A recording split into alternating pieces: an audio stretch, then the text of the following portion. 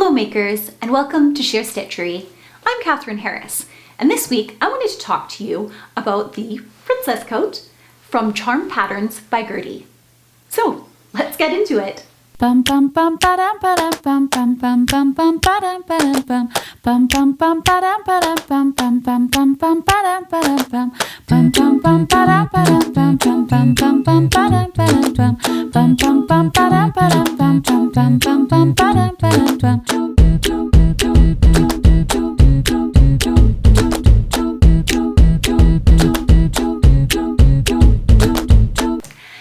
So usually whenever I do a make, I like to do a sew along so that you can make it yourself. Now I didn't do that with this jacket, and it's not because I didn't want to, it's because Gertie already has a fantastic sew along on her channel, which I'll link in the description down below for you, that you can check out if you want to do a step-by-step tutorial on it. And I thought I would share my thoughts on sewing the jacket and just how I feel about it. So I really enjoyed making this jacket. I always love when a new pattern gets released by Charm Patterns because I know that it's going to have some couture elements and some really good tailoring techniques in it. Now the package was rather large. I had sent it to the copy shop so that I could get it printed on A0 paper because piecing that together would have been a nightmare. And even the booklet for the instructions is quite long, but that is a good thing because it teaches you some great elements. And I think that even if you're a beginner sewist, you could tackle something like this jacket just by reading those instructions because they are so detailed and the pictures are very helpful. So if you're wanting to try out something a bit more complex, I would highly suggest going with Charm Patterns just because of the great instructions that are included in it.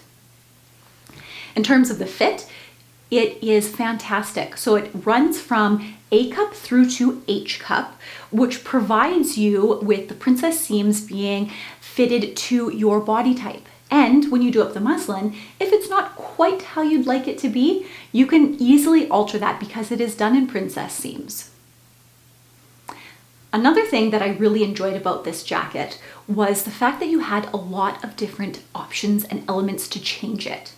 So you have a short sleeve version, a 3/4 length version, a long tailored sleeve, which is what I'm wearing, as well as the over the top, absolutely beautiful lantern sleeve. And to note, lantern sleeves are actually in this season, but you see them more on like blouses and dresses and more drapey patterns. But if you wanted to do something a little more out there or vintage inspired, check out those lantern sleeves. Some more details that you can change on it is the actual coat itself. So you can do a full circle skirt bottom, which is what I chose to do. You can do a peplum bottom, or you can crop it off at the bottom for a jacket for something a little bit more casual. Another thing that I really enjoyed about making this is the fact that you can mold the wool. So anytime I make a jacket, I find the most thrilling part is going in with the steam of your iron and actually molding the wool into the shape that you want. So when you're doing the collar, you're actually using the steam to mold over the wool, over your pressing hem, and it's so satisfying doing that. Another technique that I thought was really ingenious was the way in which you set in the sleeves. So Gertie has a tutorial on her YouTube channel on this, specifically on the princess coat. But what it is you take a strip of bias wool, just cut off excess. Make sure it's cut on the bias. It'll be about 2 inches wide and about 12 inches long. And what you do is you start in the middle where the notch is on the top of your sleeve. And what you're going to do is you're just going to pull the bias strip, but do not pull the sleeve. And you're just going to run that through your machine. And what that does is it actually gathers it up without having to do gathering stitches. And then when you set in the sleeve, you have absolutely no puckers and it's perfectly rounded. And mark my word, this works all the time. So you can use it for a lot of your other makes. So I encourage you to check that out in the instructions. It goes into a lot more detail on how to do it. If you want me to do a tutorial on it, just let me know in the comments down below.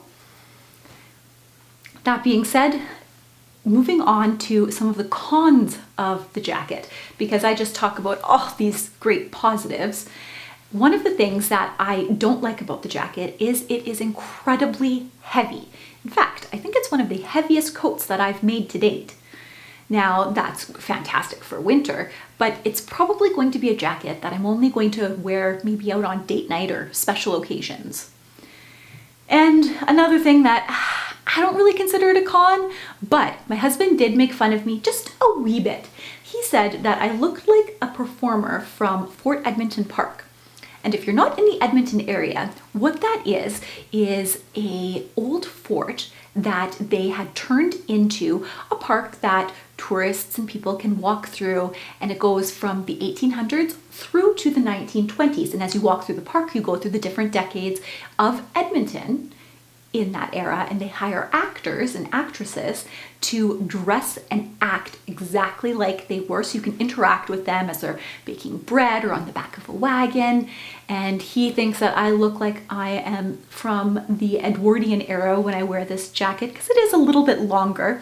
Usually I like to do my jackets at a T-length, but this one is just slightly longer and just above ankle length on that. But other than that, I absolutely adore this, and I think it's a fantastic pattern. So let me know what your thoughts are on this jacket and if you'd consider making one yourself. If you haven't done so already, don't forget to hit that subscribe button and like this video if you enjoyed it. Until next time, makers, let's get our Sew-Spiration on.